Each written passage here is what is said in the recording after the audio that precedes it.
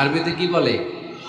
লিবাস। আল্লাহ বলেছেন, ও নারীরা তোমরা পুরুষদের জন্য পোশাক, আর ও পুরুষেরা তোমরা নারীদের জন্য পোশাক। পড়েন সুবহানাল্লাহ। পোশাকের বেসিকলি তিনটা কাজ। কয়টা? কেউ কথা কয় না, আরো জোরে বলেন কয়টা? এখন আওয়াজ আসলো কোত্থেকে? আওয়াজ করে উত্তর দিবেন, চিল্লায় বলেন পোশাকের কাজ কয়টা? এভাবে শেষ পর্যন্ত খোঁচায় যেন সাউন্ড বের করা না লাগে, স্বপ্রণোদিত ভাবে উত্তর করবেন, ক্লাসের মতো হোক।